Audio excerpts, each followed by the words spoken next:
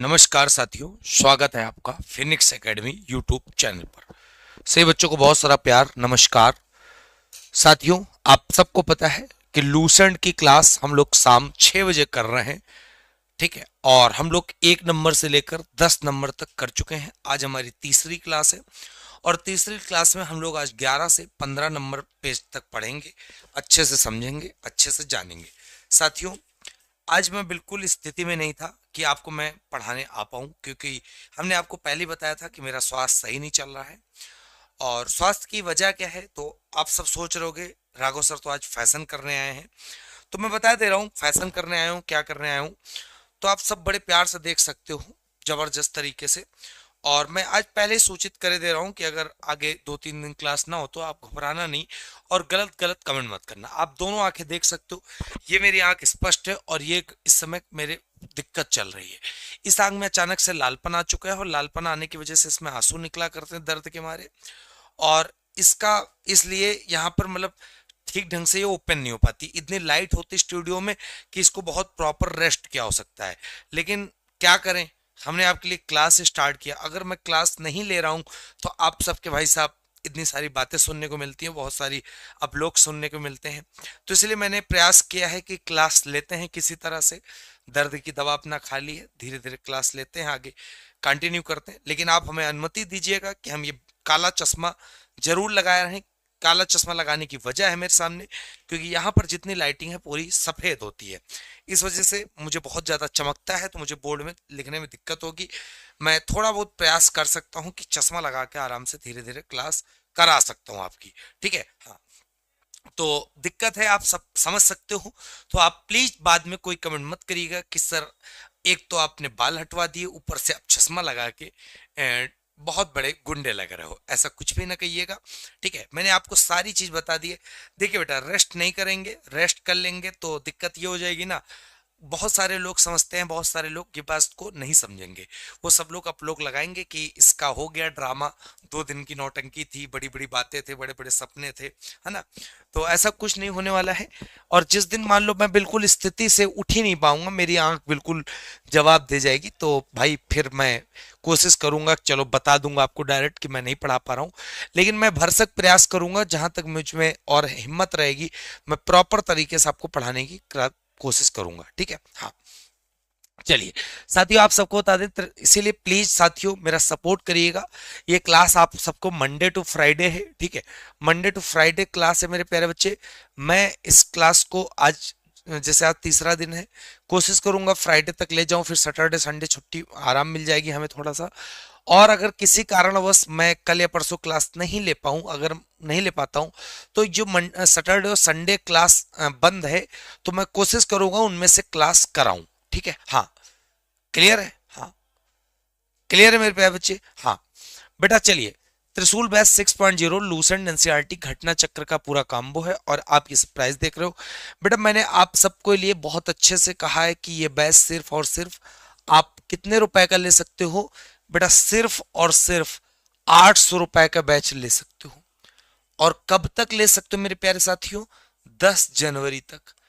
10 जनवरी तक आप सबके लिए विशेष उपहार है कि इस बैच को आप सिर्फ और सिर्फ 800 रुपए में ले सकते हो, सारे सब्जेक्ट। और इस बैच की वैलिडिटी लाइफ टाइम है, ठीक है। हाँ साथियों, इस लाइव बैच में क्या क्या पढ़ाया जाएगा, तो ये सारी चीजें दिख रही होंगी। फिर हैंड रिटन नोट्स आपको दिख रहे होंगे, सारी चीजें, मतलब इस बैच में सब क्वालिटी रहेगी। त्रिशूल बैच नाम क्यों पड़ा? लूसेंट, घटना चक्र, एनसीईआरटी तीनों मिलाकर बना है, इसलिए जीके जीएस का सबसे ताकतवर हथियार है। सब्जेक्ट वाइज और चैप्टर वाइज टेस्ट है रहेंगे। लूसेंट जीके की विशेषता क्या है, घटना चक्र क्या है, एनसीईआरटी क्या है। अब सबसे बड़ी बात, आप सब हमारा एप्लीकेशन जरूर डाउनलोड कर लीजिएगा। एप्लीकेशन कौन सा है? Phoenix academy Unnao. और किसी प्रकार की समस्या जानकारी प्राप्त करने के लिए इस नंबर पे कॉल या व्हाट्सएप आप कर सकते हो। और जो बेटा पेड बैच है वो यहाँ पे मिलेगा आपको पेड कोर्स में। और इस क्लास की पीडीएफ आपको यहाँ पर मिल जाएगी। मैंने एक वीडियो भी आपको शार्ट वीडियो में शार्ट बनाया था, जिसमें आप देख सकते हो कि देख सकते हो, ठीक है। हाँ, क्लियर है? चलो, क्लियर है। चलिए मेरे प्यारे बच्चे, हाँ सब लोग पता है पेज नंबर 10 तक पढ़ चुके थे, पेज नंबर 11 पहुंचे हैं। और पेज नंबर जब 11 पहुंचे तो बौद्ध धर्म की बात आती है। आप सबने देखा ही होगा क्योंकि कल जैन धर्म हो गया था, जैन धर्म के बाद थोड़ा सा हिस्सा पेज नंबर 10 का है, थोड़ा सा हिस्सा पेज नंबर 10 का है। तो हमने कहा था टॉपिक की शुरुआत करेंगे तो ज्यादा अच्छा रहेगा। तो बेटा यहाँ पे आप सबको दिख रहा होगा बौद्ध धर्म, तो आप बौद्ध धर्म के बारे में देख सकते हो। बौद्ध धर्म के अगर मैं संस्थापक या फाउंडर की बात करता हूं, तो बौद्ध धर्म के संस्थापक या फाउंडर की अगर मैं बात करता हूं तो उनका नाम है महात्मा बुद्ध। याद कर लेना, ठीक है। सबसे बड़ी बात याद कर लेना मेरे प्यारे बच्चे, महात्मा बुद्ध को लाइट ऑफ एशिया के नाम से जाना जाता है, लाइट ऑफ एशिया के नाम से जाना जाता है। महात्मा बुद्ध के जन्म की अगर मैं बात करता हूं तो बहुत अच्छे से याद कर लेना, 563 ईसा पूर्व। कहां पर हुआ था मेरे प्यारे बच्चे? कपिल वस्तु के लुम्बिनी में हुआ था। कपिल वस्तु के लुम्बिनी में इनका जन्म हुआ था। किसका? महात्मा बुद्ध का। और एक कपिल वस्तु का लुम्बिनी जो है नेपाल के जंगलों में पड़ता था, याद कर लेना। फिर बेटा महात्मा बुद्ध के पिता का जो नाम था, इनके पिता का नाम था सुद्धोधन। सुद्धोधन शाक्यदड़ के मुखिया थे, क्लियर है। फिर इनकी माता का नाम था बेटा माया देवी। क्या नाम था? माया देवी। सबसे बड़ी बात याद कर लेना, इनके जन्म के बेटा 7वें दिन ही इनकी माता की डेथ हो गई थी, जिसके कारण इनका लालन पालन मतलब लालन पोषण किसके द्वारा किया गया? इनकी मौसी के द्वारा किया गया। और इनकी मौसी का नाम था प्रजापति गौतमी। प्रजापति गौतमी के द्वारा इनका लालन पालन किया गया महात्मा बुद्ध का, क्लियर है।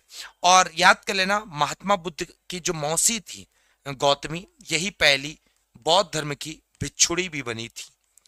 बौद्ध धर्म की पहली अगर भिक्षुड़ी कोई बनी थी तो गौतमी मतलब महात्मा बुद्ध की मौसी ही बनी थी।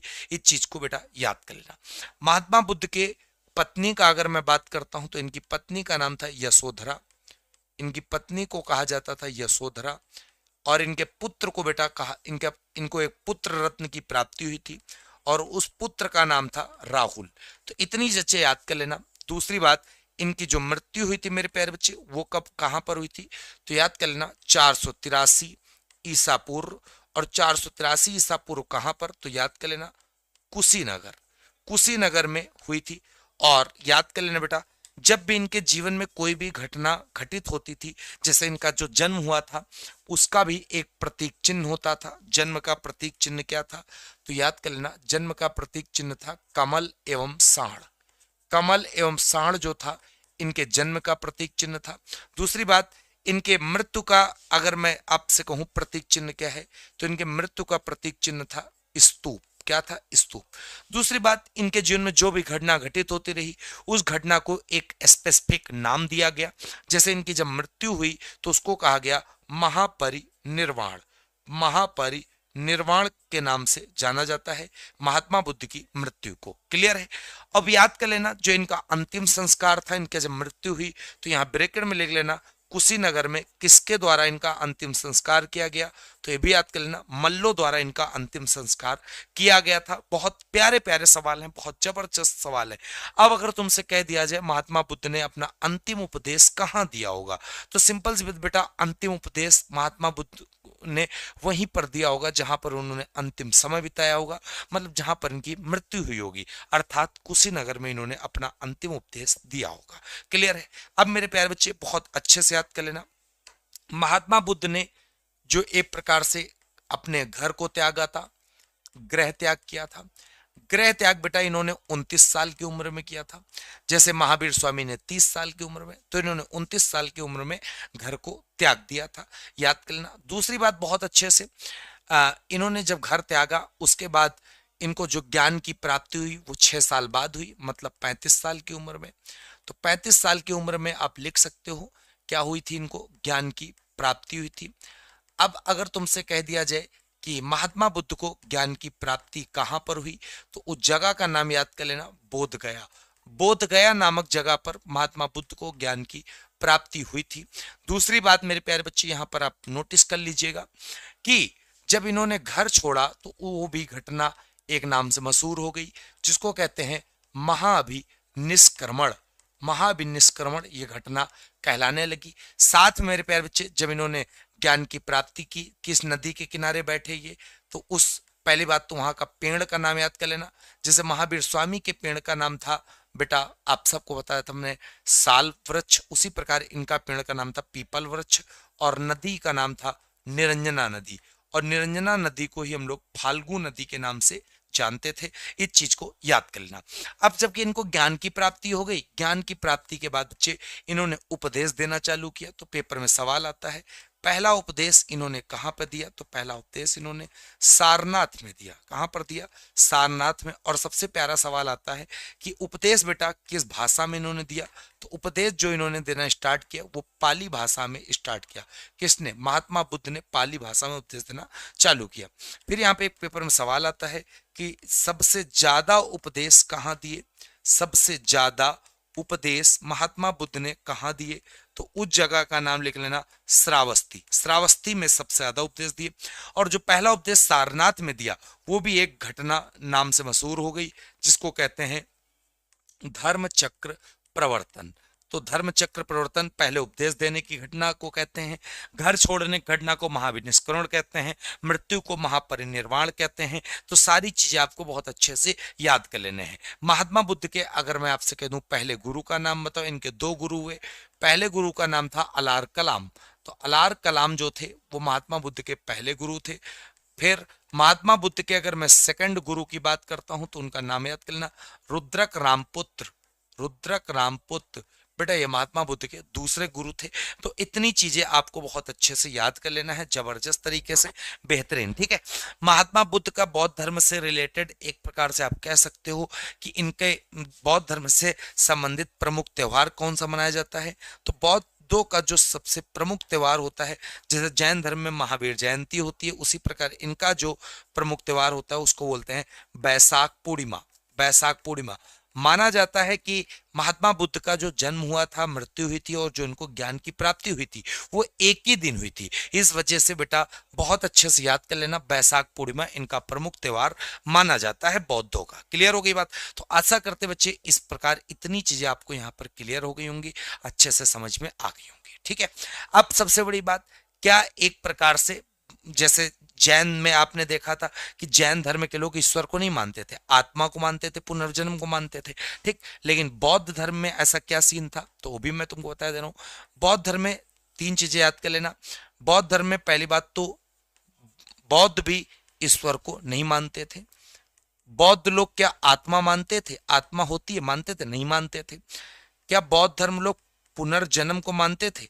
बिल्कुल, बौद्ध धर्म के लोग पुनर्जन्म को मानते थे। और जबकि जैन धर्म में यह सीन था कि जैन धर्म भी ईश्वर को नहीं मानते थे, लेकिन वो आत्मा को मानते थे और पुनर्जन्म को मानते थे और साथ साथ कर्म पे भरोसा रखते थे, मतलब कर्म को जरूर मानते थे। तो इस प्रकार आपको जितनी चीजें हमने यहाँ पर आपको दी है बहुत जबरदस्त तरीके से।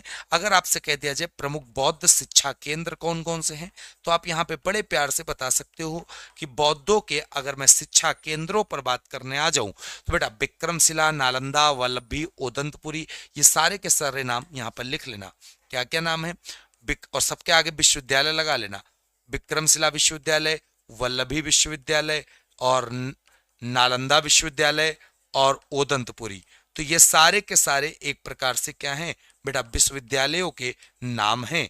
ठीक है, और यहां पर अगर मैं आपसे बात करूं बहुत अच्छे से कि कौन सा इसमें एक विश्वविद्यालय है जिसका नाम है वल्लभी। वल्लभी गुजरात में है।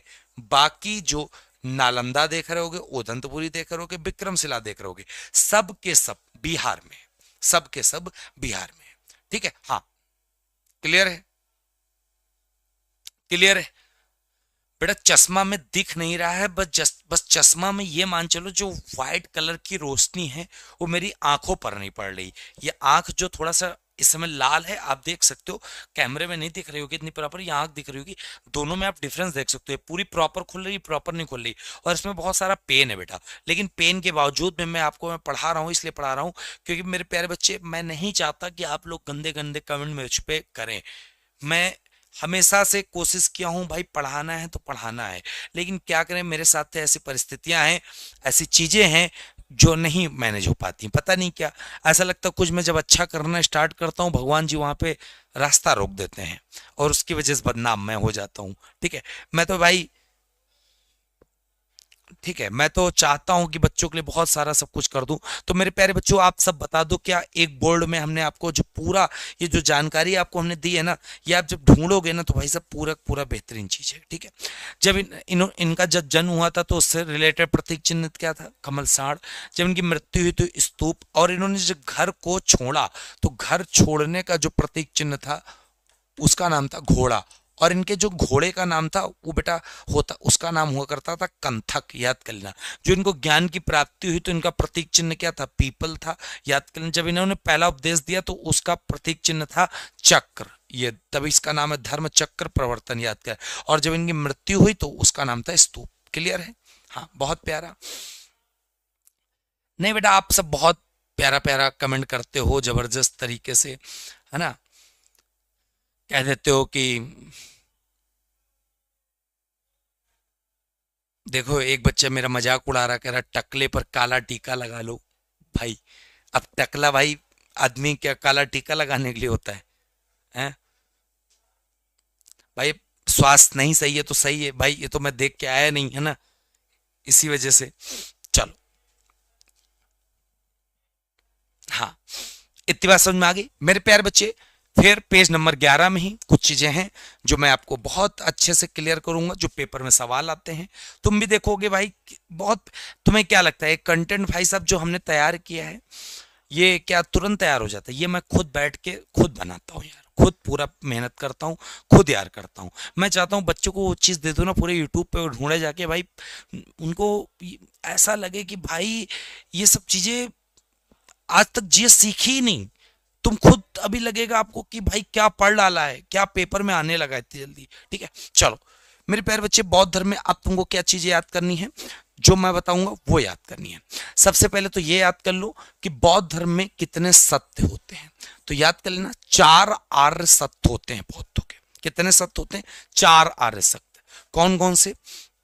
सबसे पहला तो सत्य होता है दुख, दूसरा होता है दुख समुदाय, तीसरा होता है दुख निरोध, चौथा होता है दुख निरोध गामिनी प्रतिपदा। तो ये सारे के सारे एक प्रकार से 4 आर्य सत्य हैं किसके? बौद्ध धर्म के। कल हमने आपको 5 महाव्रत बताए थे जैन धर्म के।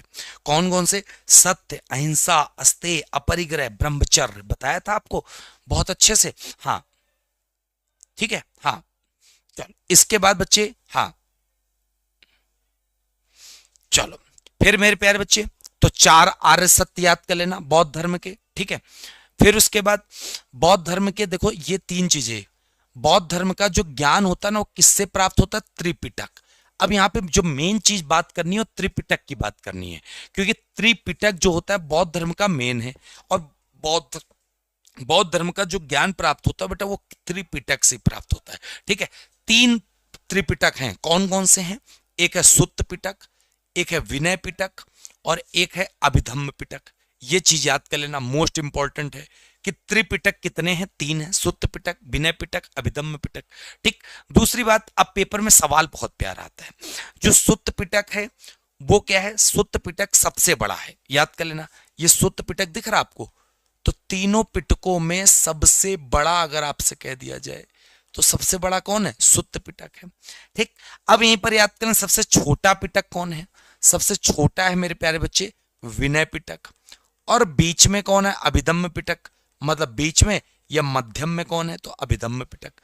पेपर में सवाल बहुत प्यारा आता, सुत्त पिटक क्या होता है? तो याद कर लेना, सुत्त पिटक जो होता है मेरे प्यारे बच्चे बुद्ध के उपदेशों का संकलन करता है। विनय पिटक क्या होता है? भिक्षुओं के आचरण व संघ नियम होते हैं। ठीक है, अभिधम्म पिटक क्या होता है? दार्शनिक एवं तात्विक विवेचना होती है। तो तीनों पिटक के बारे में याद कर लें, यहां से पेपर में सवाल पूछे गए हैं तभी हमने इसके बारे में भी बताया। एक बच्चा कह रहा सर आपका रिकॉर्ड है, आप तो कभी लूसेंट नहीं पढ़ाया, आपका पढ़ाने का तरीका अच्छा है। भाई एक छोटी सी बात पूछूं, मैं एक छोटी सी बात पूछूं, एक छोटी सी, दिल से अच्छा सब लोग बताओ, उसका जवाब दोगे? मैं पूछता हूं लेकिन पहले इसको मैं बता दूं। फिर उसके बाद तो बौद्ध धर्म त्रिपिटक, तीनों पिटकों के बारे में बता दिया, ये भी बता दिया। फिर कह रहा बौद्ध धर्म अनात्मवादी है, आत्मा की परिकल्पना नहीं। अभी मैंने बताया ना कि बौद्ध धर्म आत्मा को नहीं मानता है, कर्म को मानता है, पुनर्जन्म को मानता है। क्लियर? अभी मैंने आपको बताया। अब सबसे बड़ी बात, अष्टांगिक मार्ग। बौद्ध धर्म में अष्टांगिक मार्ग होते हैं। अब वो अष्टांगिक मार्ग कौन कौन से हैं? जैसे वहां पर आपने देखा था तीन चीजें थी, त्रिरत्न थे, सम्यक ज्ञान, सम्यक आचरण, सम्यक दर्शन, पढ़ा था आपने। उसी प्रकार यहां पर अष्टांगिक मार्ग क्या क्या होते हैं देख लो जरा। सम्यक दृष्टि हो गई, सम्यक संकल्प हो गया, सम्यक वाणी हो गई, सम्यक कर्मांत हो गया, सम्यक आजीवन हो गया, सम्यक व्यायाम हो गया, सम्यक स्मृति हो गई और सम्यक समाधि हो गई। तो कुल मिला के जब आप बेटा यहां पर देखोगे तो आपको पता चल जाएगा ये अष्टांगिक मार्ग है। किसके अष्टांगिक मार्ग हैं? तो बौद्ध धर्म के। तो यहां पे तीन चीजें आप सीख गए, चार आर्य सत्य देख लिए, पिटकों के बारे में जान गए, अष्टांगिक मार्ग के बारे में जान गए। आगे जब आप पढ़ोगे मेरे प्यारे बच्चे, स्तूप और चैत्य में अंतर पूछा जाता है कि स्तूप क्या होता है और चैत्य क्या होता है। ठीक है, तो बेटा स्तूप सबसे पहले याद कर लेना। अभी मैंने बताया जो बुद्ध, जो एक प्रकार से महात्मा बुद्ध की मृत्यु हुई थी, महात्मा बुद्ध की जो मृत्यु हुई थी उसका प्रतीक जो चिन्ह था वो स्तूप था। स्तूप क्या होता है? बुद्ध के अवशेषों का स्मारक। ठीक, पेपर में सवाल आता है सबसे प्रसिद्ध स्तूपों में कौन कौन है? तो एक सांची स्तूप है और एक सारनाथ स्तूप है। सांची वाला स्तूप सब लोग जानते होंगे, एमपी में, और सारनाथ स्तूप मेरे प्यारे बच्चे यूपी में है, वाराणसी के पास। क्लियर है? पहला उपदेश बुद्ध ने सारनाथ में दिया था, सबसे ज्यादा उपदेश जो दिया था तो बहुत अच्छे से याद कर लेना मेरे प्यारे बच्चे, श्रावस्ती में दिया था। चैत्य क्या होता है? तो चैत्य वो होता है जो बौद्ध धर्म में पूजा स्थल होता है। जैसे हम लोग हिंदू धर्म में क्या होता है पूजा स्थल, तो आप सबको पता होता है मंदिर होता है। मुस्लिम भाइयों के यहाँ क्या होता है? मस्जिद होती है। सिखों के लिए यहाँ क्या होता है? तो सिख के लिए गुरुद्वारा होता है। ठीक है, उसी प्रकार चैत्य बौद्ध धर्म के पूजा स्थल होते हैं। विहार क्या होता है? विहार बेटा भिक्षुओं का निवास होता है।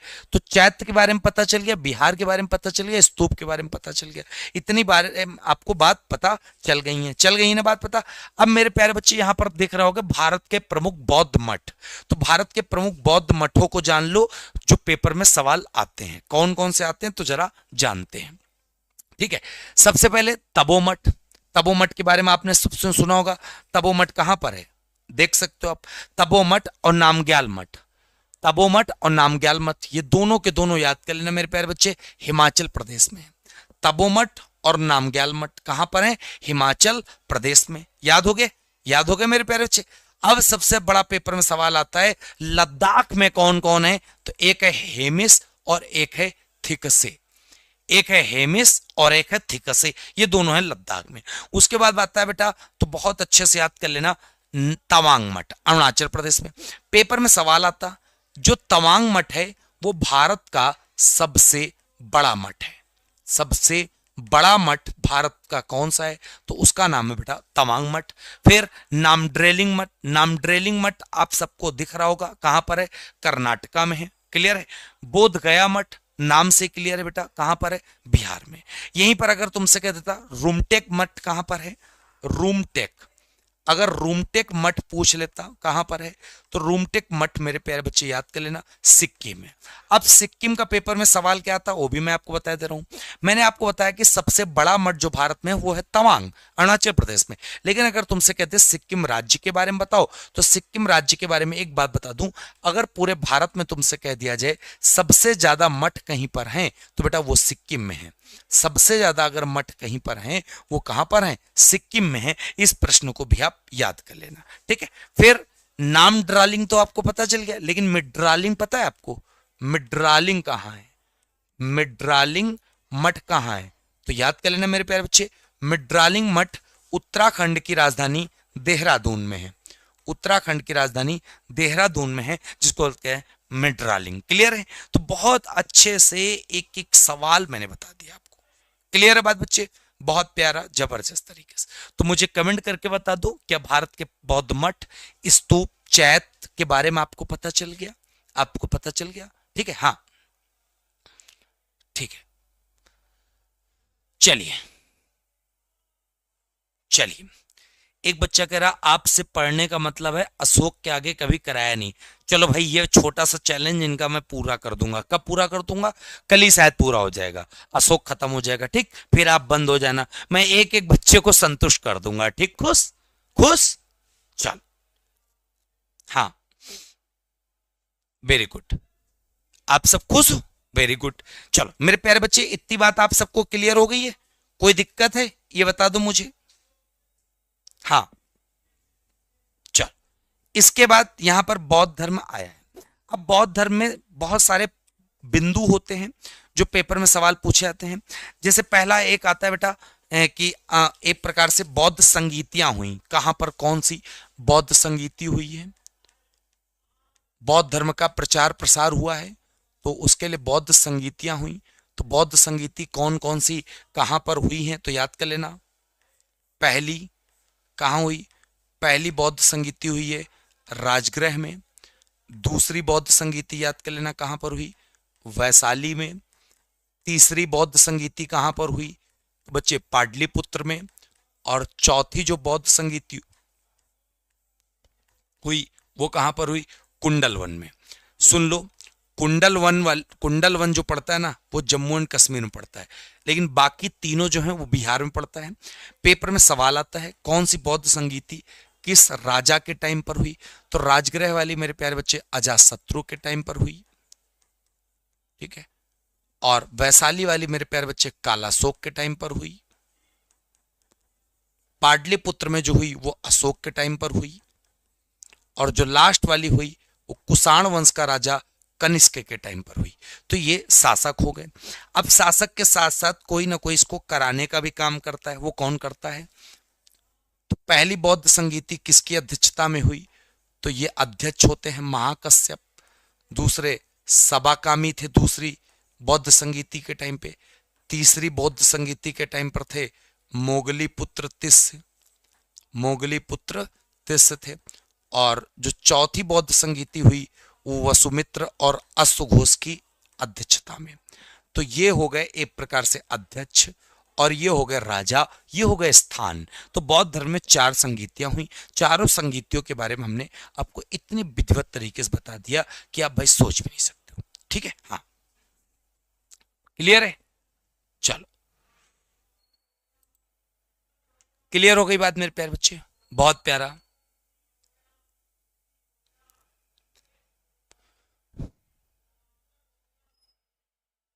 चलो, क्लियर हो गई बात?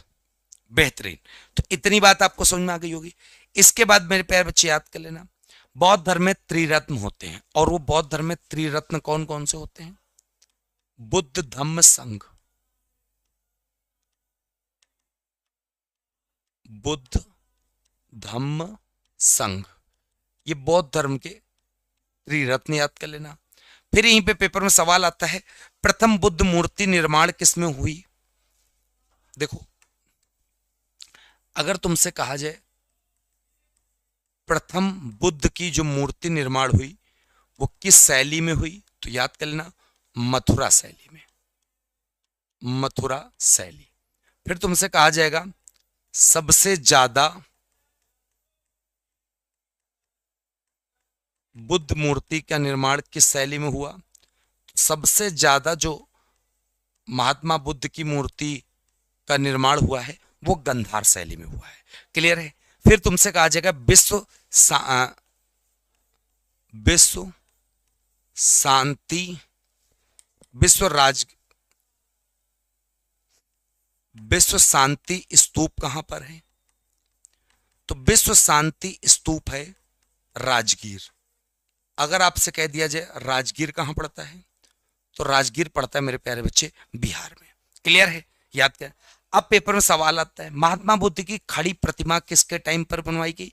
भूमि स्पर्श किसके टाइम पर? तो जो खड़ी प्रतिमा है वो कुषाण काल में बनी है। महात्मा बुद्ध की जो खड़ी प्रतिमा बनाई गई वो बेटा कुषाण काल में। और महात्मा बुद्ध की जो भूमि स्पर्श करती हुई प्रतिमा वो किसके काल में? तो याद कर लेना वो बेटा गुप्त काल में। तो इस प्रकार ये कुछ बिंदु हैं जिनके बारे में आपको ध्यान रखना है, जबरदस्त तरीके से आता है। ठीक, अब एक पेपर में सवाल आता है कि मौर्य वंश का एक राजा था अशोक, क्लियर है, तो यहां पे लिख सकते हो अशोक ने श्रीलंका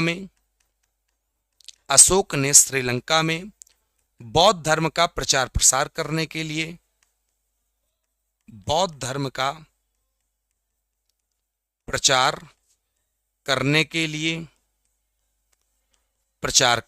लिए किसको भेजा? तो याद कर लेना, उसका एक बेटा था जिसका नाम था महेंद्र और उसकी एक पुत्री थी जिसका नाम था संघमित्रा। तो बेटा महेंद्र और पुत्री संघमित्रा को अशोक ने भेजा था, कहां पर? श्रीलंका भेजा था। किसका प्रचार प्रसार करने के लिए? तो आप बता सकते हो बौद्ध धर्म का प्रचार प्रसार करने के लिए, ठीक है। अब ये जो चौथी बौद्ध संगीति आपको दिख रही, ये वाली, ठीक है, चौथी बौद्ध संगीति में बौद्ध धर्म दो भागों में बट गया। कनिष्क के टाइम पर बौद्ध धर्म कितने भागों में बट गया? दो भागों में। अब ये दो भागों में जो बट गया बौद्ध धर्म, वो दो भाग याद कर लेना कौन कौन है। एक है हीनयान और दूसरा है बेटा मेरे प्यारे बच्चे महायान। महायान और हीनयान दो ऐसे हो गए, एक प्रकार से डिवाइडेशन हो गया बौद्ध धर्म का, आपस में बट गए जबरदस्त तरीके से। आपको याद कर लेना जबरदस्त तरीके से। इस प्रकार बौद्ध धर्म का पूरा मामला यहाँ पे समाप्त होता है जबरदस्त तरीके से। आप याद कर लीजिएगा जब बेहतरीन तरीके से, ठीक है। चलो, तो इतनी बात मेरे प्यारे बच्चे समझ में आ गई आपको? बताइए फटाफट, समझ में आ गई जबरदस्त तरीके से? हाँ, सबको क्लियर हो गया मेरे प्यारे बच्चे? सबको? बहुत प्यारा। चलो, अब मेरे प्यारे बच्चे, अब बात आती है शैव धर्म की। तो जब शैव धर्म की बात आती है, तो शैव धर्म में मेन चीज आप देखिएगा, पेज नंबर 12 पे जाओगे तो शैव धर्म आपको मिलेगा। तो शैव धर्म में सबसे फोकस करने वाली बात है कि शैव धर्म भाई साहब सिंपल सी बात है, भगवान शिव पर ही होगा। भगवान शिव की पूजा करने वाले लोगों को शैव धर्म के नाम से जाना जाता है। हिंदू धर्म आप कह सकते हो, ठीक है, जबरदस्त तरीके से। अब सबसे इंपॉर्टेंट पहला पॉइंट, शिव पर उपासना पर आधारित जो धर्म है वो शैव धर्म है। शिव को त्रिदेव में प्रमुख स्थान है। त्रिदेव के नाम आप सब जानते होंगे, कौन कौन? ब्रह्मा विष्णु महेश। तो महेश जो बोलते हैं भगवान शिव को बोलते हैं, भगवान शंकर को कहा जाता है, आप सबको पता होगा बहुत अच्छे से। लिंग पूजा का विशेष महत्व, जो भगवान शिव की तो शिवलिंग पूजी जाती है, सबको पता है। अब यहाँ पे जो लिंग पूजा आपको दिख रही, पेपर में सवाल आता है कि लिंग पूजा के जो सबसे पहले साक्ष्य मिले थे वो कहां से मिले थे? तो याद कर लेना, हड़प्पा संस्कृति से। हड़प्पा संस्कृति से सबसे पहले लिंग पूजा के साक्ष्य मिले थे, ठीक है। दूसरी बात, भगवान शिव को ऋग्वेद में रुद्र कहा गया। तो यहां पर आप लिख लेना, ऋग्वेद में भगवान शिव को क्या कहा गया? रुद्र। रुद्र नाम तुम सबने सुना ही होगा। अथर्ववेद में क्या कहा गया?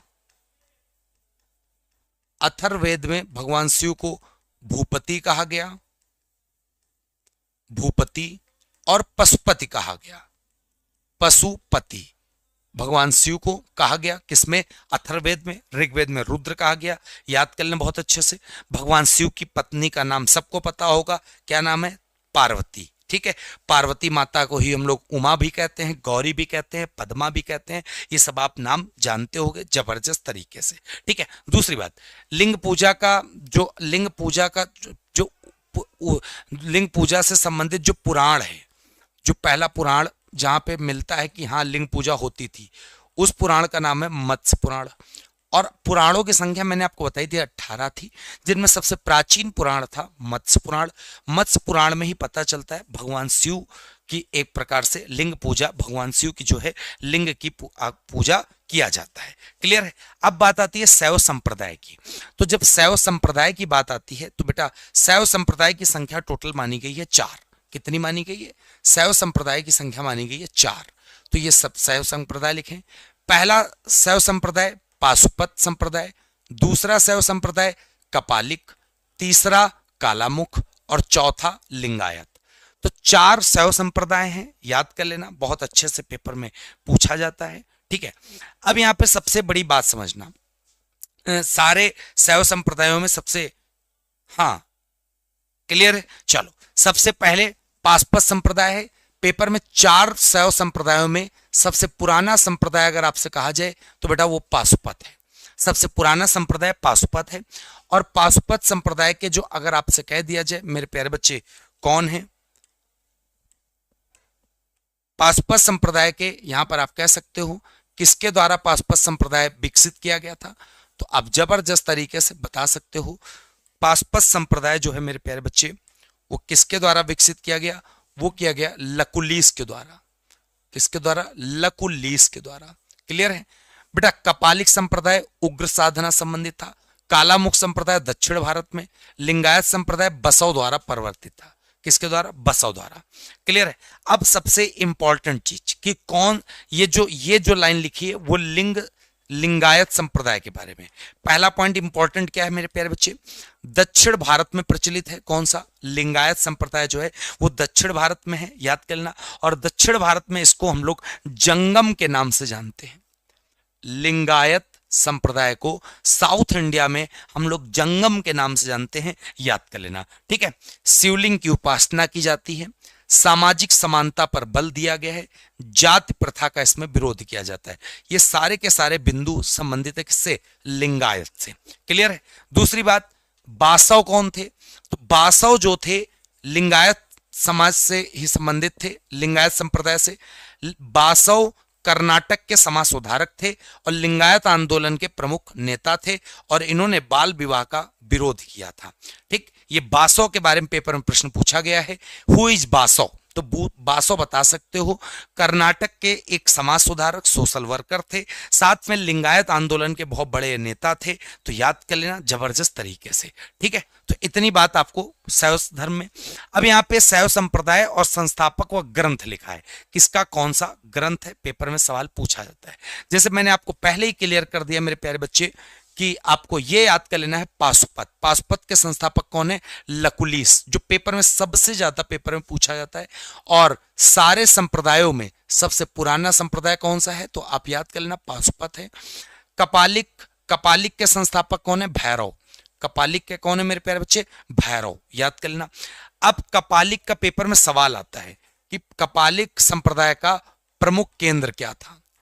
कपालिक संप्रदाय का प्रमुख केंद्र क्या था? तो कपालिक संप्रदाय का जो प्रमुख केंद्र माना गया वो माना गया श्रीशैल। श्रीशैल इसका प्रमुख केंद्र माना गया। ठीक। और कालामुख के कौन है? शैवाचार्य। शैवाचार्य। अब इनके बारे में हम आपको बता दें, कालामुख के बारे में ओरली बता दे रहे हैं। जो शरीर पर चिता की भस्म लगाते हैं, जो शरीर पर चिता की भस्म लगाते हैं। क्लियर है। तो कहने का मतलब है शरीर पर चिता की भस्म लगाते हैं वही लोग होते हैं कालामुख, याद कर लेना। और लिंगायत हमने तुमको आपको बता दिया है, लिंगायत के संस्थापक माने जाते हैं बसव। ठीक है, प्रमुख नेता थे। इसका प्रमुख ग्रंथ है बचन साहित्य। और लिंगायत आप सबको पता होना चाहिए साउथ इंडिया में फेमस था और साउथ इंडिया में इसको हम लोग जंगम के नाम से जानते हैं। और लिंगायत कौन है? तो लिंगायत भगवान शिव के, जैसे भगवान विष्णु के 10 अवतार हुए, भगवान शिव के 18 अवतार हुए, याद कर लेना। तो लिख लेना शिव के 18 अवतारों में से एक जो लिंगायत था वो लिंगायत, याद कर लेना। भगवान शिव के टोटल 18 अवतार हुए और 18 अवतारों में से एक अवतार, ठीक है, हाँ, एक अवतार कौन सा था? तो आपको याद कर लेना है लिंगायत। क्लियर है। तो इतनी चीजें आपको जबरदस्त पता होना चाहिए। अब सबसे इंपॉर्टेंट चीज होता है, एक इसी तरह संप्रदाय और था जिसका नाम था नाथ संप्रदाय। और नाथ संप्रदाय के संस्थापक पेपर में पूछे गए हैं। तो याद कर लेना यहां पे नाथ संप्रदाय। नाथ संप्रदाय के ये भी संबंधित है शैव धर्म से। इसके संस्थापक याद कर लेना महेंद्र नाथ। महेंद्र नाथ। ये पेज नंबर 12 की बात चल रही, वहां 12 का मतलब वो है, ठीक है, और कुछ आप मत समझिएगा। अब बात समझ लेना, एक मेरे प्यारे बच्चे बहुत अच्छे से याद कर लेना जिसका नाम है पशुपतिनाथ मंदिर, नेपाल में है। स्टार बना के लाइन लिख लेना, पशुपतिनाथ मंदिर कहां पर है मेरे प्यारे बच्चे? नेपाल, काठमांडू, काठमांडू नेपाल में। पेपर में सवाल पूछा जाएगा कि काठमांडू किस नदी के किनारे, तो आप बता सकते हो काठमांडू मेरे प्यारे बच्चे बागमती नदी के किनारे। किस नदी किनारे? बागमती नदी किनारे। और बहुत अच्छे से याद कर लेना, जो नेपाल का पशुपतिनाथ मंदिर है ये किस शैली में बना है, किस शैली में बना है। बच्चे कह रहे हैं सर कितने दिन के बाद छोड़ के भाग जाओगे? बेटा अब अगर आप कमेंट किए तो सच बता रहे हैं कल से मैं क्लास नहीं लूंगा, सच बता रहा हूं क्लास नहीं लूंगा। हाँ, किसी बच्चे ने अगर फालतू का कमेंट किया तो सच बता रहा हूं कल से मैं क्लास नहीं लूंगा। क्यों नहीं लूंगा? क्योंकि भाई एक दिन हो गया, 2 दिन हो गया, कंटिन्यू आप नियम बना लिए। भाई मेरी आंख गड़बड़ है, मेरी आंख गड़बड़ है, अंदर से पूरा दर्द हो रहा, सर दर्द हो रहा, फट रहा, और मुझे और जोर दे रहे हैं अपनी आंख पे, बोल बोल के जोर दे रहे हैं। वो सब आपको नहीं दिख रहा। हमारी दिक्कत आपको नहीं दिख सकती। हमें जो बीमारी है ना वो आप नहीं समझ सकते हो ना, उसको मैं एक्सप्लेन कर पाऊंगा यार। ठीक है, मैं नॉर्मल लोगों की तरह नहीं हूं, मैं थोड़ा सा असामान्य हो चुका हूं। इसीलिए प्लीज मेरा सपोर्ट करिए, और सपोर्ट ना कर पाए तो प्लीज हमें गिराने की कोशिश मत करो यार। ठीक है, हम चाहते हैं कि तुम लोग कमेंट ना पढ़ें, लेकिन यार तुम लोग पता नहीं क्यों ऐसे हो, समझ में नहीं आता। अगर किसी का सम्मान नहीं कर सकते तो किसी की बेइज्जती भी मत करो यार। ठीक है यार, दिक्कत मुझे है, मैं जान रहा हूं, तुम हमारी दिक्कत को क्या समझोगे मेरे भाई। नेपाल के जो मंदिर है बच्चे पैगोडा शैली में बना हुआ है। किस शैली में? पैगोडा शैली में। तो इस प्रकार आपको ये चीज अच्छे से याद कर लेनी है, बहुत बढ़िया पेपर में आता है तो आप बता सकते हो। ठीक है। हाँ, दूसरी बात, शैव धर्म का प्रचार प्रसार करने के लिए नायनार संत हुआ करते थे। यहां पे लिख लेना, शैव धर्म का प्रचार प्रसार करने के लिए दक्षिण भारत में, साउथ इंडिया में कौन से संत हुआ करते थे? वो हुआ करते थे नायनार संत। नायनार संत। और नायनार संत की जो अगर मैं संख्या की बात करता हूं तो टोटल 63 है। और अगर अभी आगे तुमको मिलेंगे कि भगवान विष्णु जो वैष्णव धर्म है, वैष्णव एक प्रकार से उसका जो प्रचार प्रसार करने के लिए आप कह सकते हो कि उनका प्रचार प्रसार करने के लिए जो संत हुआ करते थे उनका नाम था अलवार, और उनकी संख्या 18 हुआ करती थी। क्लियर है? तो इस प्रकार आपको बहुत अच्छे से याद कर लेना है, जबरदस्त तरीके से। क्लियर है? आगे बात समझ में? चलो इतना याद कर लेना मेरे प्यारे बच्चे। अब सारे संप्रदायों के अलावा एक संप्रदाय में तुमको ऐसा बता दे रहा हूं जिसको आपको याद कर लेना है। ये थोड़ा सा अलग है, आजीवक संप्रदाय। पेपर में सवाल बस आता है कि आजीवक संप्रदाय के संस्थापक कौन है, फाउंडर कौन है, तो आप बता सकते हो माखल पुत्र घोषाल। माखल पुत्र घोषाल। तो माखल पुत्र जो घोषाल हैं वो आजीवक संप्रदाय के संस्थापक माने जाते हैं। बहुत अच्छे से याद कर लेना। ठीक है। हाँ चलो, तो बेटा शैव धर्म के बारे में आपको क्लियर हो गया है। अब बारी है वैष्णव धर्म की। तो आप सब कमेंट करके बता दो, और जितने भी लोगों ने अभी वीडियो को लाइक शेयर नहीं किया है तो सबसे बस यही कहना चाहता हूं कि आप सब वीडियो को लाइक एंड शेयर कर दो मेरे साथियों। ज्यादा से ज्यादा लोग लाइक कर दो फटाफट तरीके से, सब साथियों के साथ शेयर कर दो, अपना अपना अंगूठा दबा दो। इसके बाद मैं अगले टॉपिक की ओर पढ़ता हूं, क्योंकि शैव धर्म भी हमने आपको पढ़ा दिया। इसके बाद मैं पढ़ता हूं वैष्णव धर्म के बारे में। किसके बारे में? वैष्णव धर्म के बारे में। ठीक है। हाँ क्लियर है? चलो बहुत प्यारा।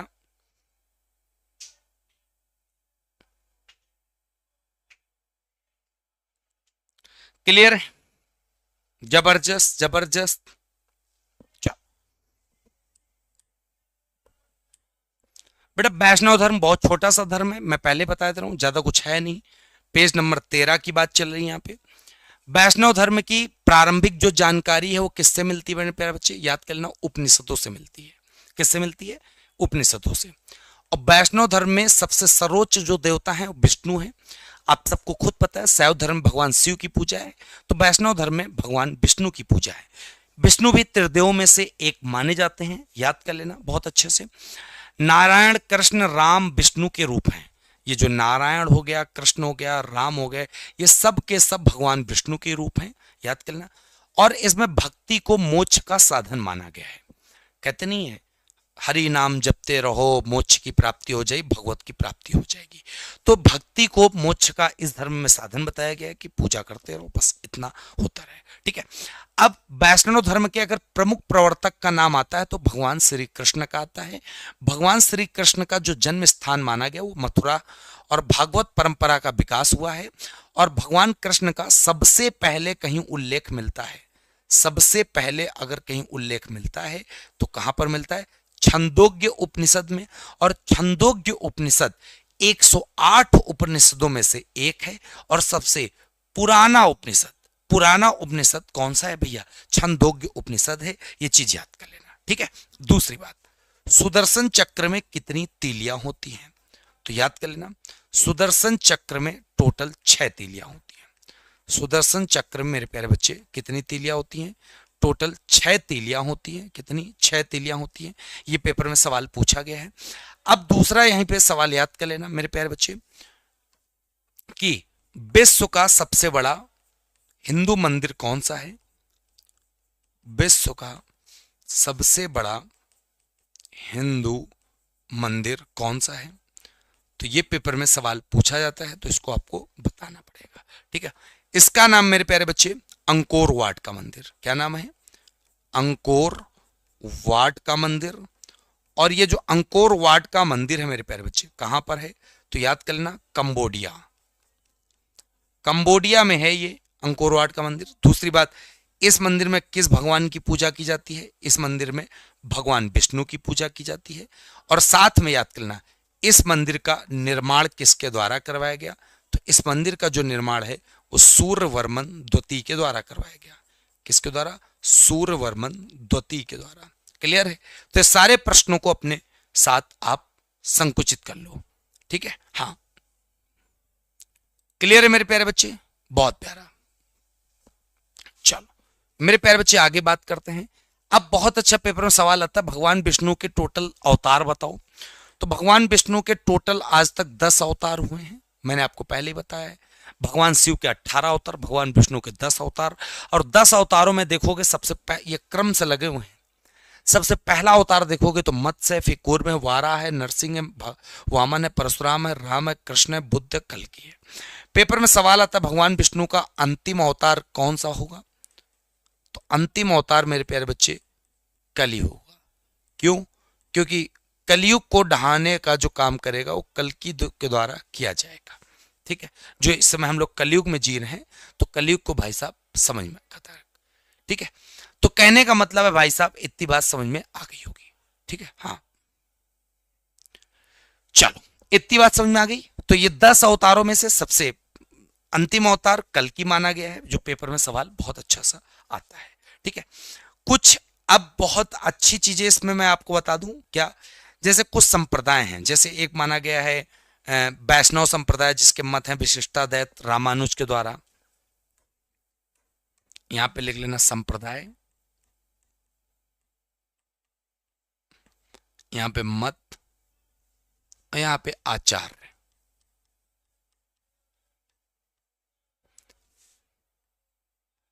ठीक।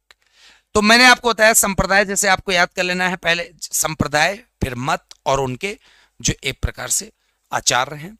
तो सबसे पहले अगर आप देखोगे वैष्णव संप्रदाय नंबर 1 पे, वैष्णव संप्रदाय, इनका क्या मत है? तो आप याद कर लेना विशिष्टाद्वैत मत है। इसके आचार्य कौन है? इसके आचार्य हैं रामानुज, रामानुज साहब। क्लियर है? फिर उसके बाद ब्रह्म संप्रदाय, ब्रह्म संप्रदाय, इसके मत कौन है? इसका मत है द्वैत मत। और इसके आचार्य आनंद तीर्थ। क्या नाम है? आनंद तीर्थ। आनंद तीर्थ इसके आचार्य हैं। क्लियर? 2 हो गए, एक वैष्णव संप्रदाय हो गया और दूसरा आपका हो गया ब्रह्म संप्रदाय। तीसरा याद कर लेना रुद्र संप्रदाय,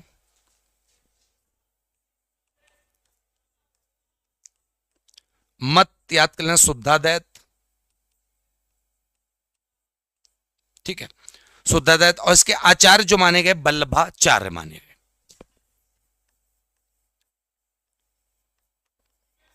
वल्लभाचार्य, ये पेपर में सवाल आते हैं तभी हमने आपको ये बता दिया, ठीक है। एक लास्ट है सनक संप्रदाय, दैतादैत, निम्बार्क। सनक संप्रदाय, दैतादैत, निम्बार्काचार्य। बस ये 4 संप्रदाय वैष्णव में याद कर लेना, मत याद कर लेना कौन किसका मत है, ठीक है। और जबरदस्त तरीके से क्लियर है, ठीक है। तो वैष्णव धर्म के बारे में यहां पर पूरी जानकारी प्राप्त होती है आपको, ठीक। तो इतना याद कर लेना, बस इतना ही पर्याप्त है। तो आशा करते इतनी बात आपको समझ में आ गई होगी। अब वैष्णव धर्म के बाद हम लोग बात करेंगे आगे आगे की तरफ। तो आप सब फटाफट कमेंट करके बता दो जबरदस्त तरीके से, ठीक है। हाँ, बेहतरीन, क्लियर मेरे प्यारे बच्चे, जबरदस्त।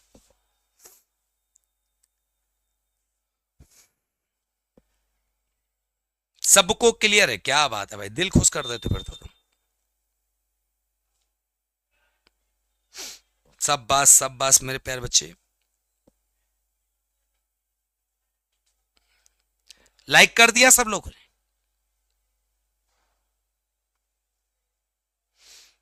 लाइक शेयर कर देना भैया।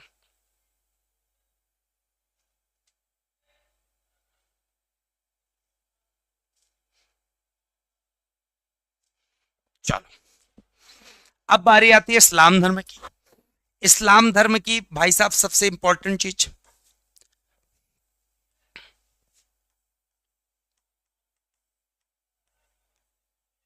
इस्लाम धर्म के संस्थापक किसे माना जाता है? मोहम्मद साहब को, याद कर लेना। मोहम्मद साहब को किस कबीले का व्यक्ति माना जाता है? इनको माना गया कुरैश कबीला, कुरैश कबीला का माना गया है। फिर मोहम्मद साहब के बारे में याद कर लेना। मोहम्मद साहब का जो जन्म हुआ था 570 ईस्वी में हुआ था। कहां पर हुआ था मेरे प्यारे बच्चे? मक्का में हुआ था। मोहम्मद साहब के पिता का क्या नाम था? मोहम्मद साहब के पिता का नाम था अब्दुल्ला। मोहम्मद साहब की माता का क्या नाम था? मोहम्मद साहब की माता का नाम था अमीना। मोहम्मद साहब ने एक विधवा से विवाह किया था जिनकी पत्नी का नाम था खदीजा, और मोहम्मद साहब की एक पुत्री थी, पुत्री का नाम था फातिमा, और फातिमा का जिसके साथ विवाह किया, मतलब जो दामाद हो गया, उसका नाम हो गया अली। क्लियर है? तो इतनी चीज क्लियर हो गई।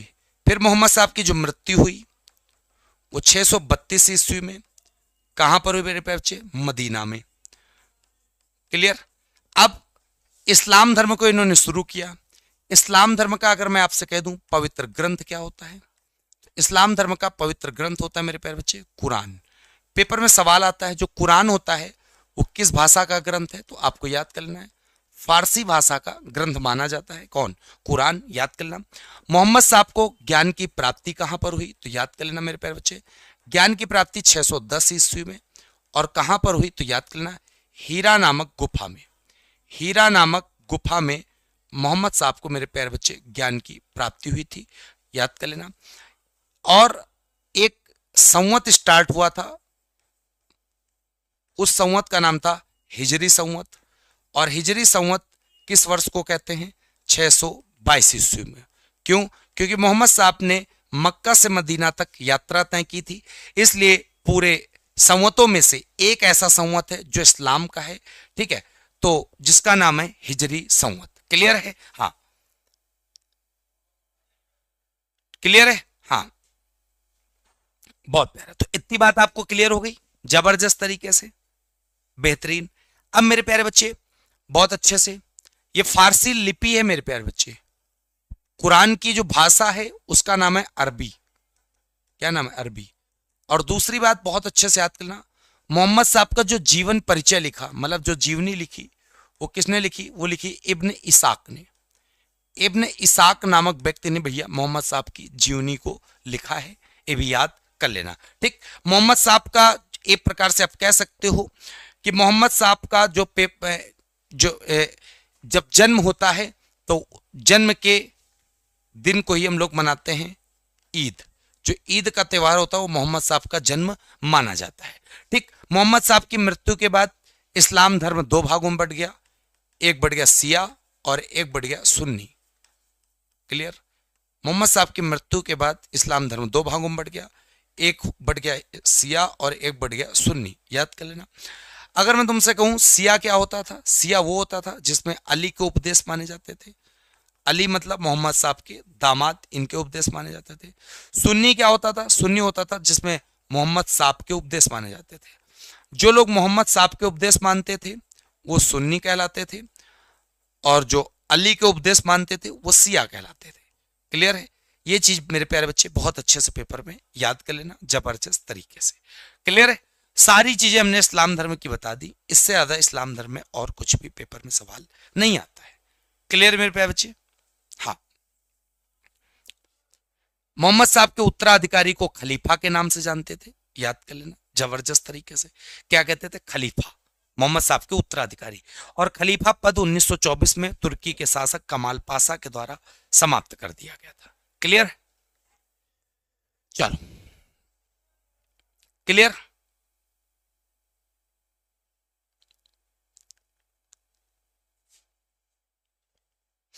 तो बेटा ये इस्लाम धर्म के बारे में आपको समझ में आ गया होगा।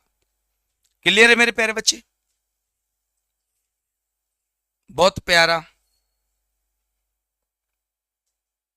मुहर्रम भी होता, असुरा भी होता, सबे बारात होता, सबे मेराज होता, सारे होते हैं।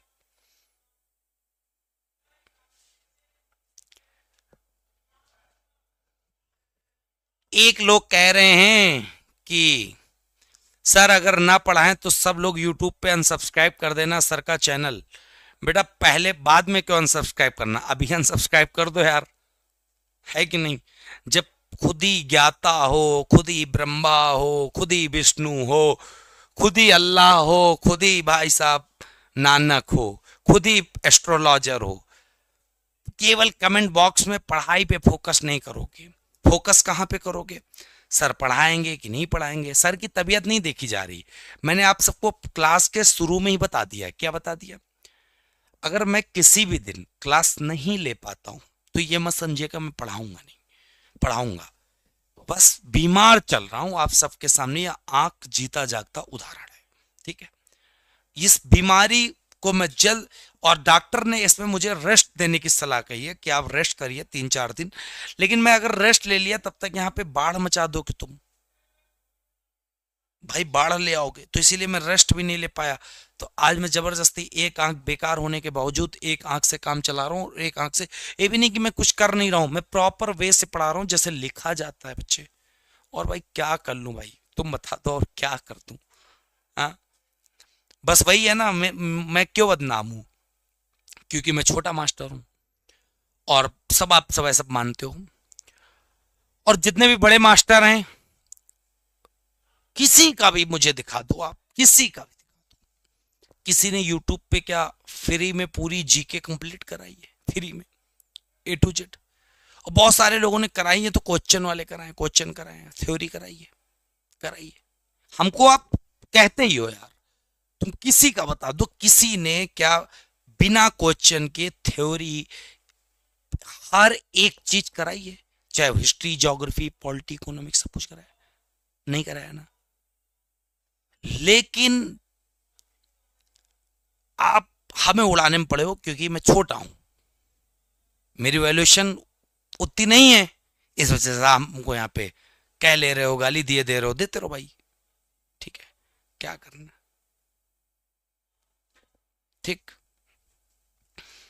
और मैं भगवान से बस यही मना रहा हूं,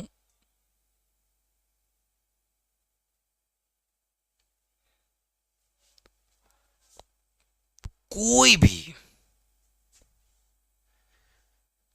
भी एक एग्जाम्पल दे पाए। हाँ, हमको निकाल के दिखा दो। नाम बताने से नहीं होता है कि इन सर ने कराया उन सर ने कराया, आप दिखाओ तो। नहीं दिखा सकते हो भाई, मैं भी उसी दुनिया में रहता हूं। ठीक है, मैं भी उसी दुनिया में रहता हूं, आप बता दो। बहुत सारे लोगों ने तो लूसेंट भी शुरू की थी, लूसेंट के क्वेश्चन कराने चले आए। हम भी शुरू कर दे, क्वेश्चन करा दे, मजा आएगा आपको? नहीं आएगा ना। तो इसीलिए हर एक विषय पे उंगली नहीं उठाई जाती। ठीक है, चलो मेरे प्यारे बच्चे, आगे आगे है ईसाई धर्म के बारे में। तो जब हम लोग ईसाई धर्म के बारे में समझेंगे, तुम भी नादान बालक हो, क्या जानो भाई, तुमको तो बस कह दिया गया तो हमको उड़ाने में पड़े, उड़ा लो, जैसे चाहो ऐसे उड़ाओ हमको, और क्या। चलो बेटा, ईसाई धर्म के बारे में जब आप समझोगे तो बहुत प्यार से जानोगे। क्या संस्थापक किसे कहा जाता है? ईसा मसीह साहब को कहा जाता है, जीसस क्रिस्ट, याद कर लेना। और ईसा मसीह का जो जन्म माना जाता है वो 4 ईसा पूर्व, हटा दो, यहां पे लिख देना 0 ईस्वी। जो 0 ईस्वी है ना, तभी बेटा जब इनका जन्म हुआ था तभी स्टार्ट हो गया था ईस्वी, वरना इसके पहले के समय को बोलते थे ईसा पूर्व। ठीक है, कहां पर जन्म हुआ था? बेतलेहम में। इनकी माता का क्या नाम था? मरियम। इनके पिता का क्या नाम था? जोसेफ। धार्मिक ग्रंथ क्या होता है? बाइबिल। ईश्वर की अवधारणा क्या बताई इन्होंने? एकेश्वरवाद, मतलब एक ही ईश्वर है बस। त्रिदेव सिद्धांत इनके क्या थे? पिता, पुत्र, पवित्र आत्मा। जैसे बौद्ध धर्म में त्रिरत्न बताया था, उसी प्रकार। ठीक है, मुख्य शिक्षा इन्होंने क्या दी? प्रेम करना, दया करना, करुणा करना, क्षमा करना, त्याग करना। इस धर्म का प्रतीक चिन्ह क्या रहा? क्रास। आपने देखा नहीं होगा, यह क्रास होता है। ठीक है, उपासना स्थल जो ईसाई धर्म के लोग पूजा करने जाते हैं, चर्च में जाते हैं। धार्मिक नेता को कहते हैं पादरी या पोप, जिसको कैथोलिक के नाम से जानते हैं। क्लियर है? अब मुख्य संप्रदाय क्या होते हैं ईसाई धर्म के? तो 3 होते हैं, कैथोलिक, प्रोटेस्ट, ऑर्थोडॉक्स। पवित्र पर्व क्या होता है ईसाई धर्म का? क्रिसमस 25 दिसंबर और ईस्टर होता है। विश्व में अनुयायी कितने हैं ईसाई धर्म के? लगभग 2 अरब से ज्यादा हैं। प्रसार क्षेत्र किन किन महाद्वीपों में? यूरोप में बहुत है, अमेरिका में बहुत है, अफ्रीका में बहुत है, ऑस्ट्रेलिया में बहुत है। ठीक है, एशिया में आ जाओगे तो एशिया में आपको इस्लाम धर्म और हिंदू धर्म के बारे में ज्यादा देखने को मिलेगा। अगर मैं आपसे कहूं भारत में इस्लाम धर्म किसकी वजह से आया था, तो भारत में 712 ईस्वी में जब मोहम्मद बिन कासिम ने सबसे पहले भारत में आक्रमण किया था, तो मुस्लिम आक्रमण कहा जाता था, इसलिए मुस्लिम आक्रमण कहा जाता था। किसने किया था? मोहम्मद बिन कासिम ने 712 में सिंध पर, तब से इस्लाम धर्म की शुरुआत मानी जाती है। तो ये रही बात पूरी ईसाई धर्म की। पेज नंबर 14 पे, पेज नंबर 14 के बाद अब यहां पर एक धर्म आपको दिख रहा होगा छोटा सा, जिसका नाम है पारसी। क्या दिख रहा? पारसी। पारसी धर्म का सबसे पहला तो आप याद कर लेना फाउंडर कौन है, बहुत छोटा सा है। पारसी धर्म के फाउंडर कौन है? तो उनका नाम है जरथुष्ट्र। और ये जरथुष्ट्र जो है वो कहां के हैं? ईरानी। ईरानी है जरथुष्ट्र, याद कर लेना मेरे प्यारे बच्चे। इनका जो एक प्रकार से ग्रंथ होता है प्रमुख, पारसियों का जो प्रमुख ग्रंथ होता है उसका क्या नाम है? उसका नाम है जेंदम अवेस्ता। पारसी लोग बेटा जो पूजा करने जाते थे, जैसे हिंदू लोग पूजा करने जाते हैं मंदिर, मुस्लिम लोग मस्जिद, उसी प्रकार ये लोग जो पूजा करने जाते थे वो कहां पे जाते थे? अग्नि मंदिर। अग्नि मंदिर में बेटा ये लोग पूजा करने जाते थे। कौन? याद कर लेना। इनका जो प्रमुख उत्सव था, प्रमुख जो उत्सव था उसका क्या नाम था? उसका नाम था नौरोज उत्सव। नौरोज उत्सव। और नौरोज उत्सव किसके द्वारा शुरू किया गया? तो नौरोज उत्सव मेरे प्यारे बच्चे बलबन के द्वारा शुरू किया गया। इस चीज को आप याद कर लेना। ठीक, बस पारसी धर्म में से ज्यादा आपको याद करने की आवश्यकता कुछ भी नहीं है मेरे प्यारे बच्चे। क्लियर है? तो आशा करते बात आपको समझ में आ गई होगी जबरदस्त तरीके से। आ गई बात? बहुत प्यारा। चलो इसके बाद आ जाओ सिकंदर के बारे में। तो सिकंदर के बारे में समझो मेरे प्यारे बच्चे। सिकंदर का भी सवाल बहुत प्यारे प्यारे आते हैं। तो सिकंदर के बारे में जब आप देखोगे तो पहला पॉइंट क्या है? पूरा नाम इनका सिकंदर था, जिसको बोलते हैं अलेक्जेंडर द ग्रेट। जन्म इनका 356 ईसा पूर्व मैसेडोनिया में हुआ था। इनके पिता का नाम था फिलिप द्वितीय सिकंदर के। इनके गुरु का नाम था अरिस्टोल। इन्होंने जब गद्दी पर बैठे तो 356 ईसा पूर्व था। भारत इन्होंने सबसे पहले आक्रमण 326 ईसा पूर्व में किया, और भारत में जो प्रवेश किया वो खैबर दर्रे से किया।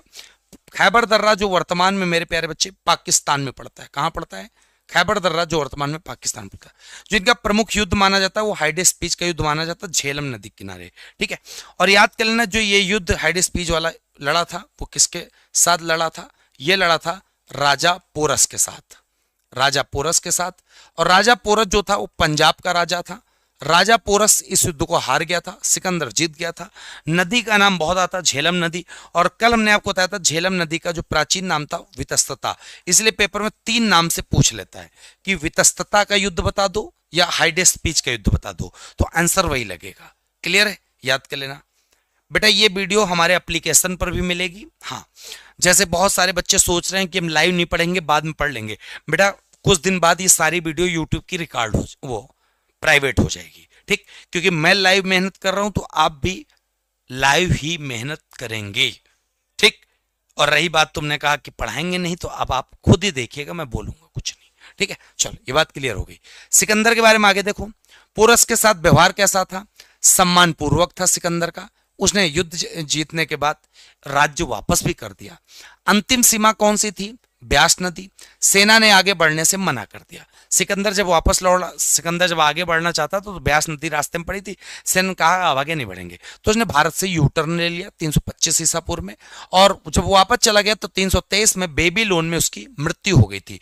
और मृत्यु का कारण बेटा बताया जाता है, जहां तक संभावना होती, बुखार मतलब ज्वर आया था। उपनाम इसका विश्व विजेता कहा जाता है, इसने पूरे विश्व को जीता हुआ था। महत्व क्या था? भारत और यूनान के बीच में सांस्कृतिक संपर्क स्थापित हो गए थे सिकंदर के आक्रमण से। अब यहां पे एक पेपर में सवाल आता, सिकंदर का सेनापति का क्या नाम था? सिकंदर के जो सेनापति का नाम था उसका नाम था सेलुकस निकेटर। तो सेलुकस निकेटर जो था वो सिकंदर के सेनापति का नाम था, याद कर लेना। सिकंदर का एक पेपर में सवाल आता कि सिकंदर का जल सेनापति का क्या नाम था? सिकंदर के जल सेनापति का क्या नाम था? तो सिकंदर के जो जल सेनापति का नाम था वो था निर्याकस। क्या नाम था? निर्याकस, याद कर लेना। क्लियर है? चलो नेक्स्ट। अब आ जाओ मगध राज्य का उत्कर्ष। तो जब मगध राज्य का उत्कर्ष हम आपको बताते हैं, तो आपको हमने बताया था मगध जो था वो 16 महाजनपदों में से एक महाजनपद माना गया था, ठीक है। मगध पर सबसे पहले अगर किसी ने शासन किया वो किया बृहदत्त वंश ने। बृहदत्त वंश ने, याद कर लेना। और बृहदत्त वंश का अगर मैं संस्थापक फाउंडर की बात करता हूं तो खुद ऑलरेडी बृहदत्त ही था। कौन था? बृहदत्त ही खुद था। क्लियर है? याद करना। बृहदत्त पहला वंश। बृहदत्त में इसके ज्यादा अलावा कुछ याद नहीं करना। बृहदत्त वंश के बाद दूसरे नंबर पे जो मगध पर शासन हुआ उसका नाम था हर्यक वंश, याद कर लेना। दूसरा नंबर हमने लिख दिया इसीलिए। हर्यक वंश का अगर मैं आपसे कहूं संस्थापक के नाम बताओ तो संस्थापक का नाम था बिंबिसार। क्या नाम था? बिंबिसार, याद करना। बिंबिसार ने जो अपनी राजधानी बनाई थी वो गिरिब्रज को बनाई थी। कैपिटल क्या बनाई थी? गिरिब्रज। क्लियर है? बिंबिसार का उपनाम जो था वो था श्रृणिक। क्या था? श्रृणिक। और इसने जो साम्राज्य का विस्तार किया वो वैवाहिक संबंध स्थापित करके किया, याद कर लेना। इसने जो साम्राज्य का विस्तार किया वो कैसे किया? वैवाहिक संबंध स्थापित करके। मतलब जहां जहां ये विवाह मारता जाएगा वहां से इसको सुरक्षा मिलती जाएगी। तो इस प्रकार इसने अपने साम्राज्य का विस्तार किया। किसने? बिंबिसार ने। अब सबसे बड़ी बात याद कर लेना, बिंबिसार का एक राजवैद्य होता था जिसको हम लोग जीवक के नाम से जानते हैं। जीवक का काम तब आया था, हमने आपको बताया था, जब एक वो थे, क्या नाम है, अवंती के राजा थे चंडप्रतोद, पीलिया रोग से पीड़ित थे। तो बिंबिसार ने उनकी सहायता करने के लिए अपने प्रसिद्ध राजवैद्य जीवक को भेजा था। तो ये चीज याद कर लेना। बिंबिसार के बाद अगला जो यहाँ पे गद्दी पे शासक बैठा था हर्यक वंश का, उस शासक का नाम था अजातशत्रु। क्या नाम था? अजातशत्रु।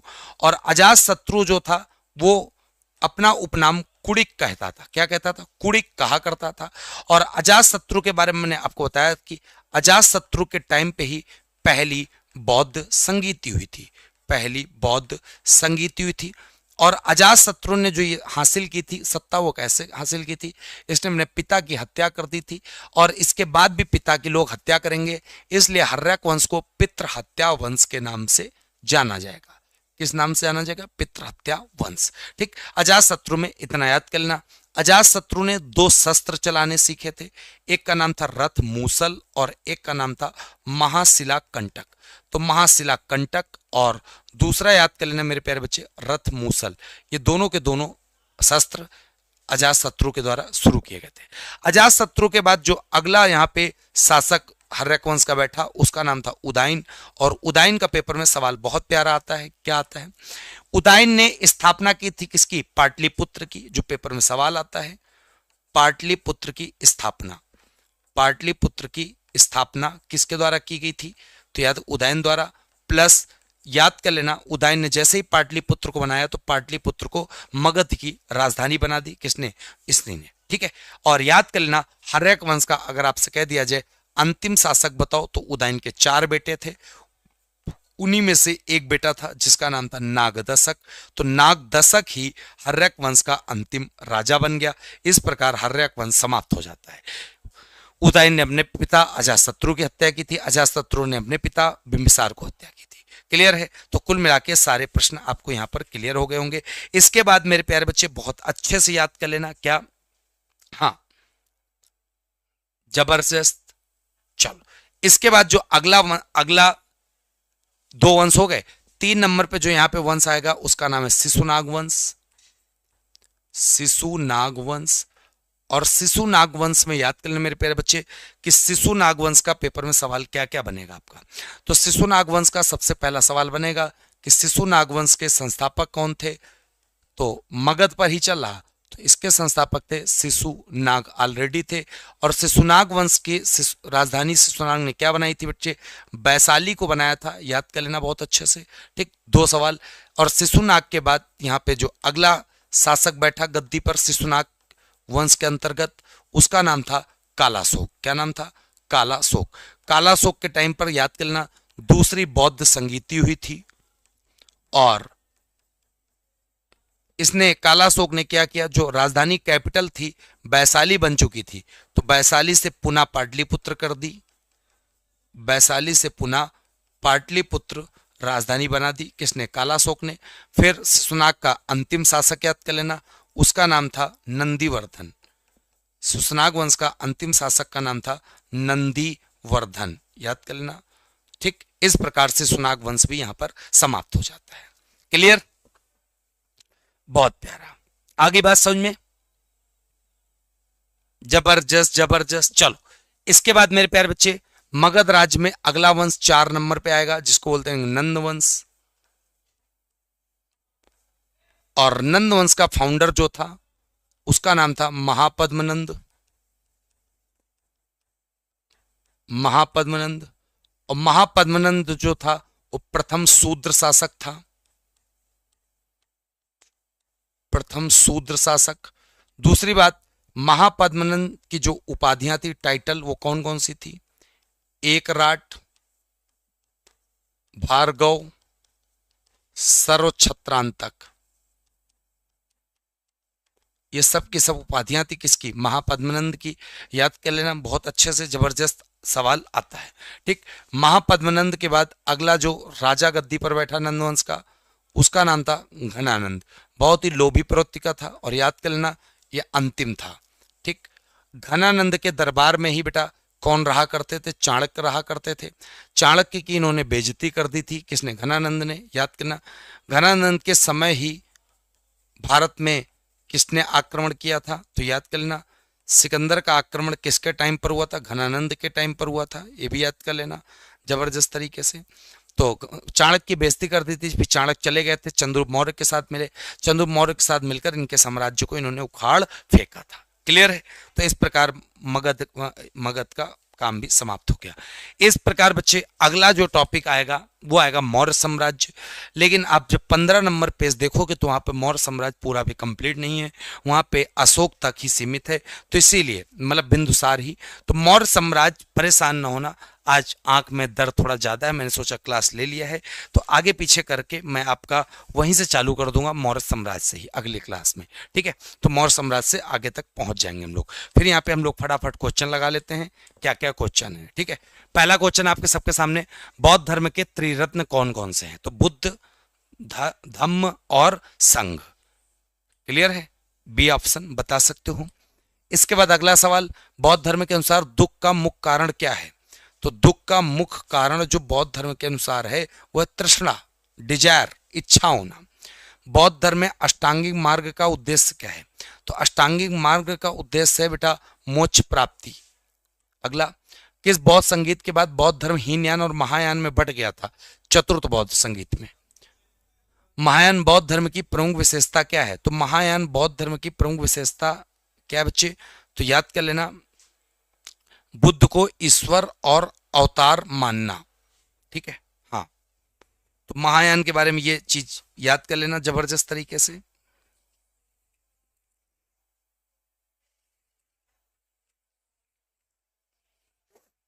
इतनी चीजें आपको क्लियर हो गई होंगी। हाँ, जो महायान होता था वो दूसरों का कल्याण करते थे, ठीक है, और जो हीनयान होता था वो स्वयं का कल्याण करते थे। तो महायान का क्या सवाल हो जाएगा? तो याद कर लेना, बुद्ध को केवल महान शिक्षक नहीं, ये वाला। अगला, भारत में बौद्ध धर्म के प्रचार का प्रमुख केंद्र कौन सा था? प्रचार का प्रमुख केंद्र था बच्चा मगध वाला। अगला, अशोक के शासनकाल में कितने स्तूपक का निर्माण? तो अशोक वाला हम आपको बताएंगे नेक्स्ट। निम्न कौन भारत का प्रमुख बौद्ध मठ नहीं है? कौन नहीं है? केदारनाथ मठ नहीं है, बाकी सब मठ हैं। क्लियर है। अगला, शैव धर्म में लिंग का किसका प्रतीक माना जाता है? तो एक प्रकार से शिव का निराकार रूप। क्लियर है। नेक्स्ट, फिर शैव धर्म के अनुसार शिव के कितने प्रमुख गण बताए गए हैं? तो संप्रदाय पूछ रहा है तो 4 बता देना आप। ठीक है। नेक्स्ट, वैष्णव धर्म के प्रवर्तक कौन माने जाते हैं? तो वैष्णव धर्म के अगर प्रवर्तक की बात की जाए तो जबरदस्त तरीके से भगवान श्री कृष्ण को माना जाता है। अगला, विष्णु के 10 अवतारों का उल्लेख कहां पर मिलता है? तो 10 अवतारों का उल्लेख बेटा मत्स्य पुराण में मिलता है। कहां पे? मत्स्य पुराण में। अगला, निराकार ईश्वर की अवधारणा किस वैष्णव आचार्य से संबंधित है? तो निराकार की याद कर लेना बेटा बहुत अच्छे से, निम्बार्काचार्य आंसर लगा देना। ठीक है। नेक्स्ट, इस्लाम धर्म के प्रवर्तक कौन है? हजरत मोहम्मद साहब जी हैं। अगला, कुरान मजीद किस भाषा में अवतरित हुआ था? कुरान बेटा अरबी भाषा में हुआ था, फारसी लिपि थी। ईसाई धर्म के संस्थापक कौन थे? ईसा मसीह साहब थे। ईसाई धर्म का पवित्र ग्रंथ कौन सा है? बाइबिल है मेरे प्यारे बच्चे। अगला, पारसी धर्म के प्रवर्तक कौन है? तो पारसी धर्म के जरथुस्ट्र हैं। अगला, मगध की राजधानी प्रारंभिक क्या थी? प्रारंभिक राजधानी राजगृह गिरिपरस थी। भारत पर आक्रमण करने वाला पहला यूनानी शासक कौन था? यूनानी शासक बच्चे याद कर लेना, सिकंदर का नाम आता है। बिंदुसार किस मौर्य शासक के उत्तराधिकारी थे? चंदू मौर्य के बाद थे, लेकिन मौर्य कल पढ़ाएंगे तो आपको तब बताएंगे। फिर ये सारे सवाल वो वाले हैं, ठीक है, मौर्य से रिलेटेड। तो आशा करते हैं ये सब मौर्य से रिलेटेड है, तो मौर्य वाले में कल आपको मिल जाएंगे। आशा करते हैं आपको समझ में आया होगा। और आप सब बच्चे कमेंट बॉक्स करके जरूर बताना क्लास कैसी लगी आपको हमारी। ठीक है, क्लास कैसी लगी। और जितने लोग त्रिशूल 6.0 बैच लेना चाहते हो ले लो जाके, 800 रुपए मिल रहा है 10 जनवरी तक, याद कर लेना। कोई दिक्कत हो इस नंबर पे कॉल या व्हाट्सअप कर लेना, 7007012108 पे व्हाट्सअप या बच्चे। और आप सब लोग मेरा थोड़ा सा सपोर्ट करिए, मेरा स्वास्थ्य गड़बड़ है, ठीक है। मैं ये मान लेना 2% भी मुझे दिक्कत नहीं होगी, 2% भी तो मैं क्लास ले लूंगा। मतलब 58% दिक्कत हो जाए कोई दिक्कत नहीं, 2% भी नहीं होगी, मैं क्लास प्रॉपर लूंगा। और अगर किसी दिन ना ले पाऊं तो धैर्य मत खोना मेरे भाई, मैं क्लास पूरी आपकी प्रॉपर कराऊंगा। इस किताब को जब मैंने शपथ ले लिया तो पूरा कराऊंगा, भरोसा रखो मेरे दोस्त, ठीक है। यूं ही नहीं, आपको इतना बेहतरीन कंटेंट हम आपको दे रहे हैं, आपके लिए इतनी मेहनत कर रहे हैं, थोड़ा भरोसा करो, थोड़ा सा सहयोग करो, आपके सहयोग से ही काम चलेगा, ठीक है। तो साथियों मिलते हैं आपको कल शाम 7 बजे, तब तक ले जय हिंद जय भारत वंदे मातरम। और जितने भी लोगों ने वीडियो को लाइक नहीं किया, शेयर नहीं किया, सब लोग लाइक शेयर कर देना। जय हिंद जय भारत वंदे मातरम।